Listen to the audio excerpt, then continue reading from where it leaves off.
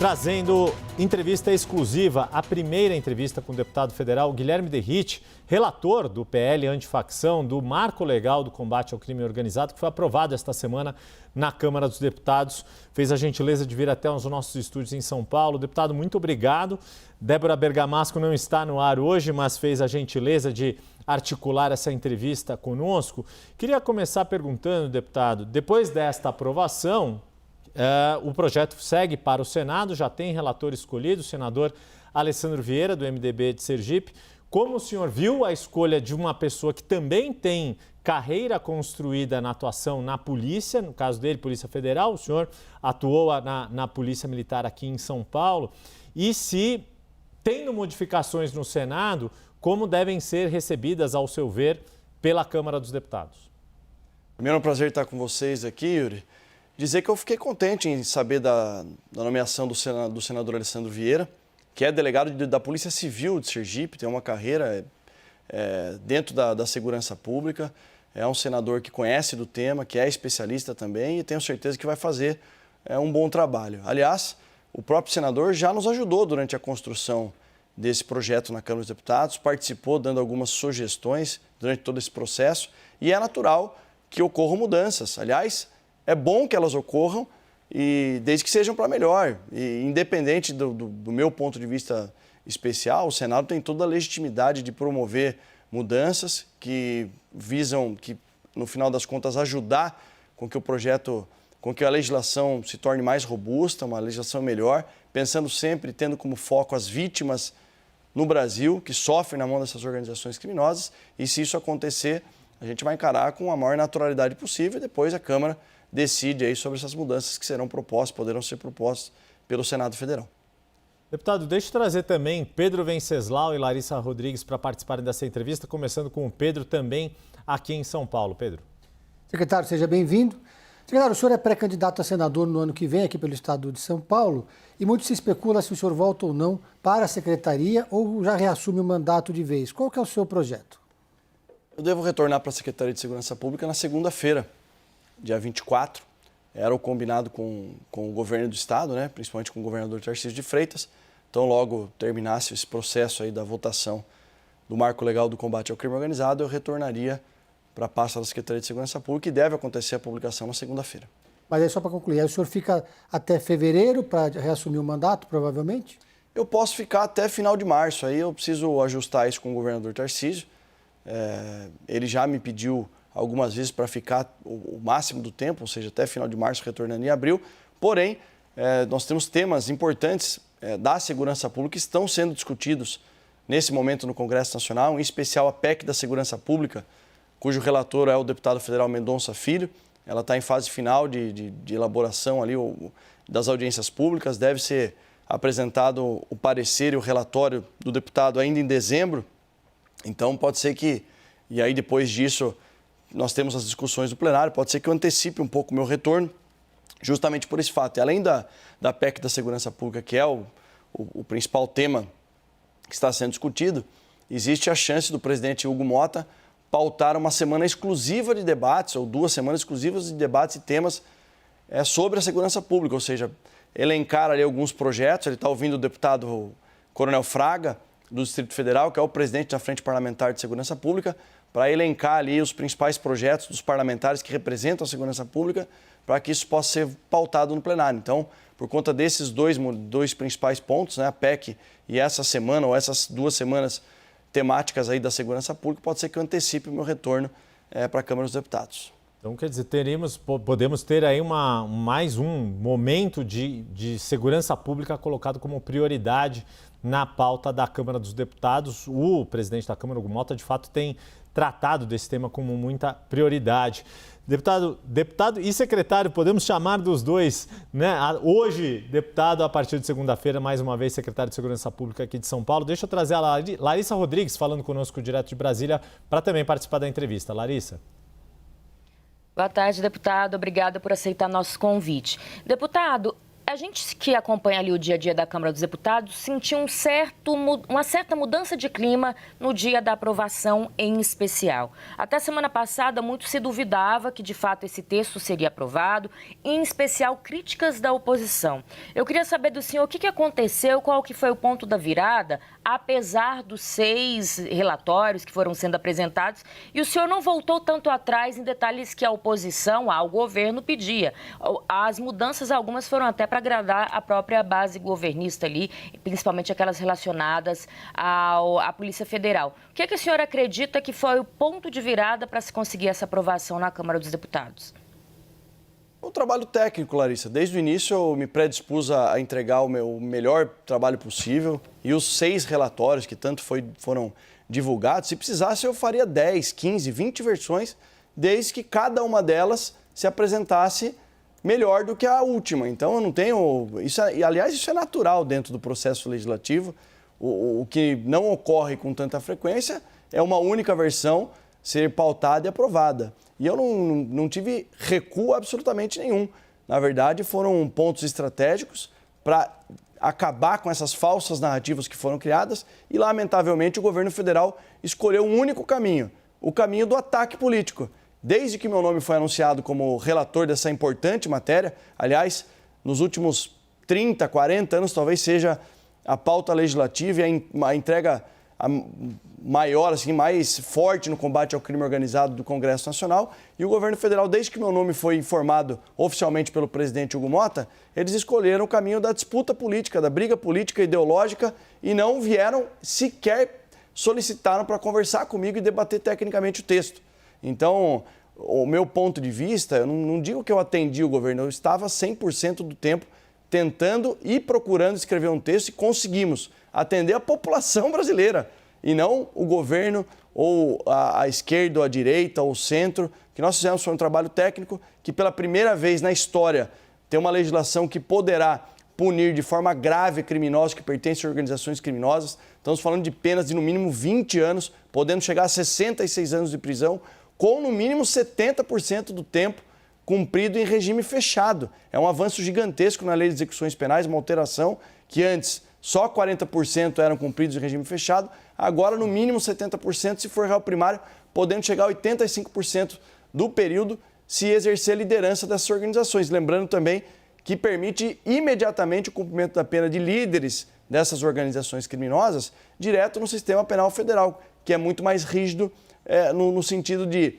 proibir visita íntima, de não ter direito ao auxílio reclusão, que inclusive foi uma proposta incorporada no nosso texto, de ter as suas visitas monitoradas para tirar esse poder de articulação e liderança que esses líderes dessas organizações criminosas exercem. Então, é um avanço importante, mas que, lamentavelmente, o governo escolheu falsas narrativas e o ataque político e, em momento algum, quis debater tecnicamente. Chegamos ao absurdo de eu ouvir, às escondidas, membros do Ministério da Fazenda, do Ministério da Justiça, que não podiam avisar para os seus chefes que estavam conversando comigo, tentando incorporar boas sugestões. E algumas delas até foram acatadas. Por quê? Não era para atender o governo, nem atender a Câmara dos Deputados, para atender o anseio do povo brasileiro.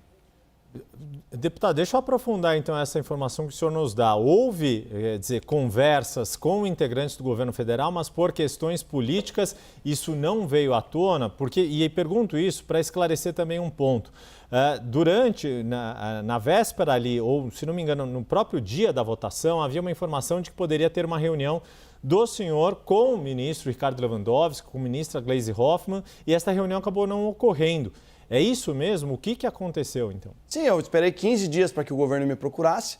A Secretaria de Relações Institucionais não me procurou, o Ministério da Justiça não me procurou durante 15 dias. Aí quiseram me procurar quando souberam que o projeto não seria retirado da pauta da terça-feira. Aí, naquele momento, faltando algumas horas para a votação, eu falei para o presidente Hugo Motta, olha, presidente, eu não gostaria de fazer reunião. Se eles quiserem, pode mandar por escrito as sugestões que eles têm, porque eu sabia que eles, na verdade, eles tiveram toda a oportunidade do mundo, durante 15 dias, não me procuraram, me atacaram com falsas narrativas e mentiras em rede nacional, usando inclusive redes oficiais do governo, preferiram a disputa política. Eles perderam a oportunidade de trazer sugestões técnicas e perderam no voto também. Perderam não, foram massacrados, né? 370 votos em favor do meu relatório, contra poucos votos, ali um pouco mais de 100 votos do próprio governo, que lamentavelmente optou em votar contra a sociedade para endurecer as penas, para colocar líderes de organizações criminosas do sistema penal federal, para que o cumprimento da pena, como eu mencionei, seja em regime fechado maior tempo. Foi uma escolha deles. E aí, quando eles perceberam que o presidente Hugo Mota não voltaria atrás e o projeto estaria mantido na pauta, quiseram me procurar e não tinha mais tempo, não havia mais tempo hábil para isso. Antes de passar para o Pedro, só um outro ponto que foi muito colocado, tanto antes quanto depois da aprovação do texto, deputado, que é a questão da Polícia Federal. Se o senhor fez mudanças para se evitar ali enfraquecimento da Polícia Federal, ainda assim foram mantidas algumas críticas de perda de orçamento para a Polícia Federal, mas não, por exemplo, da atuação da Polícia Federal. Para a gente esclarecer, então, do seu ponto de vista, o que ficou no texto aprovado, que mantém e o que pode ser aperfeiçoado em relação à Polícia Federal? São duas narrativas falsas, né? Duas mentiras que foram postas aí para a população de forma tendenciosa e planejada pelo PT e pela esquerda, porque em momento algum eu diluí a atribuição da Polícia Federal, que aliás só pode, se a gente for falar em atribuição da Polícia Federal, tem que falar no artigo 109 da Constituição. Teríamos que apresentar uma proposta de emenda à Constituição e não uma lei ordinária. Então, a primeira narrativa ela já era falsa, mas para evitar essa falsa narrativa se perpetrasse, foi daí que surgiu a possibilidade e a oportunidade de criar uma lei autônoma e tirar isso dentro da lei antiterrorismo da 13.260 de 2016, criando o Marco Legal de Combate ao Crime Organizado. Aí a outra falsa narrativa criada pelo governo federal e por parlamentares da esquerda é que eu estaria extraindo fundos da Polícia Federal. Mentira!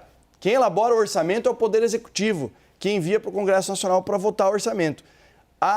O orçamento proposto pelo governo federal eu não mexo em absolutamente nada. Nós estamos falando de um orçamento extraordinário. O que isso significa? Que as operações que forem realizadas pela própria Polícia Federal, pelas polícias dos estados, que não estão dentro do orçamento previsto para o ano orçamentário, para o exercício orçamentário, se a Polícia Civil do estado do Mato Grosso fizer uma operação de combate ao crime organizado, descapitalização de bens de empresas que fazem a lavagem de dinheiro do crime organizado, aquela Polícia Civil daquele estado vai pegar esse recurso extraordinário que não estava previsto, vai tirar o recurso do crime organizado e ser incorporado para aquela Polícia Estadual que fez todo o trabalho. Se o trabalho foi feito em conjunto com a Polícia Civil de um estado e da Polícia Federal, a divisão é feita meio a meio, 50% para cada instituição. Não trata absolutamente nada do Fundo Nacional Antidroga, então eles criaram essa outra falsa narrativa que não para em pé, mas o bom é que a verdade sempre aparece. Eles estão insistindo nesse tema, mas no texto eu duvido eles me provarem aonde está escrito isso. Pedro Venceslau. Secretário, a equiparação entre facção criminosa e terrorismo é uma agenda superada no Congresso Nacional, já que ela não entrou no seu projeto, ou é uma pauta que ainda pode voltar por meio do projeto do Danilo Fortes num outro momento? Eu acho que pode sim. Tanto é que o projeto do Danilo Fortes tem requerimento de urgência aprovado. O que nós fizemos de forma estratégica foi não tratar agora dentro da Lei 13.260, deixando essa possibilidade desse projeto vivo, inclusive. O projeto do Danilo Fortes, ele não foi incorporado e apensado, que é o nome técnico, ao projeto 5582, que se tornou o Marco Legal de Combate ao Crime Organizado, por uma decisão técnica da Secretaria-Geral da Mesa, que diz que quando o projeto vem do Poder Executivo, ele entra com urgência constitucional e nenhum outro projeto, uma proposta dos parlamentares pode ser apensada a esse projeto do Poder Executivo. Ou seja, o projeto dele só não foi apensado, mas não foi arquivado. Ele encontra-se, inclusive, com requerimento de urgência para ser apreciado no plenário. E é um tema que eu vejo que pode sim ressurgir para que seja pautado e discutido pelo Congresso Nacional. Larissa Rodrigues. Deputado, desculpa a insistência, mas a gente que acompanha a Câmara ali dos Deputados, o senhor falou que não foi procurado pelo governo para negociar. Mas normalmente também um relator de qualquer que seja o projeto, ele procura os órgãos responsáveis para poder discutir aquele texto em busca ali de um consenso para aprovação. O senhor em algum momento tentou contato com o governo e foi negado? Ou ele não procurou o senhor e o senhor também não procurou ele e ficou por isso mesmo? Não, a partir do momento que eles resolveram me atacar politicamente na rede social, eu não procurei. Acho que tem que ter um mínimo de honestidade por parte do governo federal e eles escolheram o caminho do ataque político. E quando eles fizeram isso, mesmo assim, eu não fui procurado por eles, e quando fui procurado de maneira às escondidas por alguns membros técnicos do Ministério da Fazenda, do Ministério da Justiça, mesmo assim eu os recebi ou falei por videoconferência. E digo mais, algumas sugestões foram incorporadas, porque eram sugestões técnicas, como, por exemplo, a possibilidade de medidas administrativas imediatas executadas pela Polícia, pela Receita Federal, na execução ali, na expropriação de alguns bens que são apreendidos. Exemplo, quando a Receita Federal faz a apreensão de 15 mil maços de cigarros, tem legislações infraconstitucionais específicas que permitem que medidas administrativas da Receita Federal façam ali a queima desse material, o descarte desse material. Isso não estava sendo tolhido no meu relatório, mas eles pediram para deixar expresso, e eu coloquei. Então, o governo, infelizmente, como eu mencionei, Larissa, escolheu me atacar. Eu fiquei quieto, fui trabalhando tecnicamente, e a gente foi para o confronto na hora que tem que ser, na democracia, dentro do plenário, e nós vencemos. Deputado, o senhor mencionou que tem a expectativa de que o presidente da Câmara, Hugo Motta, possa ter 1 ou 2 semanas com uma temática de segurança pública bastante forte e há toda a expectativa em torno da PEC da segurança pública.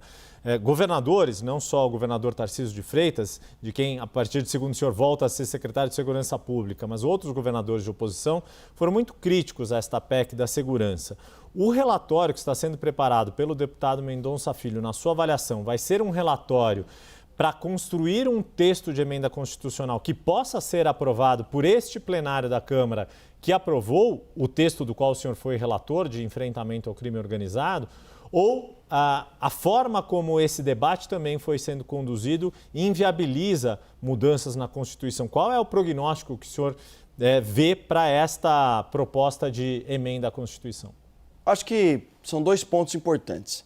Primeiro, depois da grande operação que aconteceu, Operação Contenção no Rio de Janeiro, que mostrou uma pesquisa que 88% da população que mora nas comunidades cariocas aprovam o trabalho da polícia no enfrentamento a essas organizações criminosas. E depois de um texto fraco que foi enviado pelo Poder Executivo, que tratava dessa proposta 5582, que nós transformamos, os 370 deputados federais que votaram a favor do texto, transformamos num robusto sistema jurídico para enfrentar de forma proporcional que merece ser enfrentado e precisa ser enfrentado membros de organizações criminosas que praticam crimes graves, eu acho que já o número de votos favoráveis, 370 votos, já dá ali um spoiler do que pode ser colocado no relatório do deputado Mendonça Filho. Lembrando que precisam de 311 votos para aprovação de uma PEC. Se nós tivermos 370 votos a favor de uma proposta, de uma linha dura, e que prioriza que criminosos, membros de organizações criminosas, fiquem efetivamente presos, com penas bem maiores do que as previstas no nosso ordenamento jurídico, eu acho que qualquer relatório do deputado Mendonça Filho que acompanhe esse pressuposto tem grande chance de ser aprovado no plenário. A crítica dos governadores é uma crítica, inclusive eu participei de muitos debates com o governador Tarcísio de Freitas e participei de audiência pública sobre a PEC da segurança pública lá na Câmara dos Deputados, enquanto secretário. A grande crítica é a seguinte: o governo federal não propôs nenhuma fonte nova de receita e financiamento da segurança pública. Aí é que está o grande erro. Ele está utilizando o Fundo Nacional de Segurança Pública, que é um recurso extremamente escasso que o governo federal investe na segurança pública.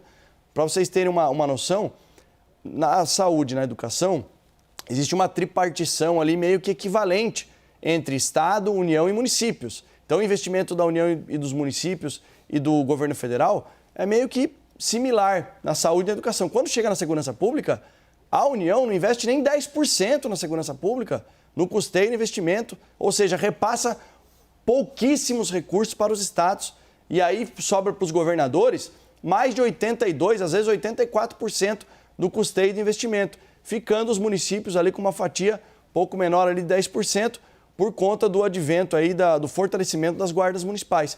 Nesse contexto, o governo federal erra também na PEC da segurança pública, porque não propõe novas fontes de financiamento e ainda tentou, no texto original, engessar os governos, ou seja, para acessar o pouquíssimo do que eu repasso para os fundos estaduais de segurança pública pelo Fundo Nacional, vocês têm que seguir diretrizes de naturezas obrigatórias.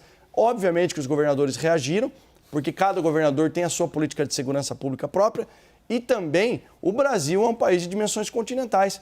Como que o governo federal vai dizer que a diretriz única, uma única diretriz, é capaz de resolver o problema da segurança pública no estado do Amazonas, no Rio Grande do Sul, em São Paulo, no Rio de Janeiro? Não respeitou ali as particularidades de cada estado, por isso deve sofrer alterações nesse sentido. E mais do que essas alterações, o financiamento da segurança pública, acho que vai ser proposto ali novas fontes de financiamento pelo competente deputado federal Mendonça Filho, que é o relator da matéria. Pedro Venceslau. Secretário, teve uma outra crítica feita pelo governo, que era em relação ao enquadramento dos manifestantes como criminosos. O governo dizia que no artigo 2 constitui crime restringir, limitar ou dificultar, ainda que de forma temporária, a livre circulação de pessoas. O governo temia que isso pudesse criminalizar movimentos como MTST, MST e etc. Como é que ficou essa questão em relação a esse artigo específico? É porque o governo federal não leu o projeto. No bojo do projeto está escrito que membros de organizações criminosas, milícias ou grupos paramilitares, aí vem os tipos penais. Para ser enquadrado, precisa pertencer ao PCC, ao Comando Vermelho. Volto a dizer, Pedro, e desculpa a insistência nesse tema, eles preferiram os ataques políticos, as narrativas falsas, que eles sabem que são falsas, e sequer leram a matéria, ou se leram, estão agindo de forma desonesta, jogando essas pseudo-interpretações aí para a população, tentando desaprovar um relatório que foi construído de forma técnica. Deputado, para encerrar aqui bem rapidamente, o senhor tem apontado muito essa questão da narrativa e o presidente da Câmara, Hugo Mota, também apontou ali um problema de desinformação. Este projeto que o senhor relatou e da forma como foi aprovado na Câmara, marca aí um ponto de inflexão nesta relação entre o governo federal e a cúpula da Câmara dos Deputados? Olha, eu acho que a maneira como isso foi conduzido foi muito ruim por parte do governo federal. Eu acompanhei o presidente Hugo Mota, inclusive ele fez um papel ali importante falando com membros do governo, falando até com outros poderes, Poder Judiciário. Nós recebemos um ministro do STJ para debater um tema que foi incluído no texto, que são aqueles crimes de homicídio, quando os criminosos realizam o homicídio como um crime meio e não um crime fim. O que isso significa? O artigo 5º da Constituição é muito claro. Crime doloso contra a vida, a competência é do tribunal do júri. Mas no caso do latrocínio, não é o tribunal do júri que faz o julgamento. Por quê? Porque o crime fim do latrocínio, ele tem o objetivo de retirar o patrimônio de alguém. Para isso, ele mata uma pessoa. Da mesma forma, essas organizações criminosas, para continuar exercendo domínio territorial para venda de drogas, para exploração de atividades econômicas, quando matarem uma pessoa com essa finalidade, para continuar exercendo o domínio territorial, abriu-se a possibilidade do julgamento não pelo tribunal do júri, mas por um órgão colegiado de juízes remetendo a uma lei específica que cria esse órgão colegiado. E por que isso foi incorporado? Nós recebemos um ministro do STJ que tem uma tese de doutorado nesse sentido, que nos apontou essa possibilidade. Por quê? Porque antes dele ser ministro do STJ, ele foi desembargador do Tribunal de Justiça e foi membro do Ministério Público. Ele observou em vários tribunais do júri que os jurados ficavam extremamente constrangidos, se sentiam ameaçados em julgar um criminoso que pertence a essas organizações criminosas. Então, eu vi o papel do presidente Hugo Mota de um verdadeiro estadista, defendendo ali, ouvindo membros de outros poderes, ouvindo o próprio governo federal, mas a partir do momento que ele começou a ser amplamente atacado, na minha visão de forma covarde até, por órgãos oficiais do governo, com falsas narrativas, o próprio presidente ele ficou ali ressentido com essa posição. Agora, eu acho que o presidente Hugo Mota não chegou à toa à cadeira da presidência, com certeza, passando esse tema, é capaz de virar essa página e pensar no Brasil como nós fizemos o tempo todo, pensando no povo brasileiro.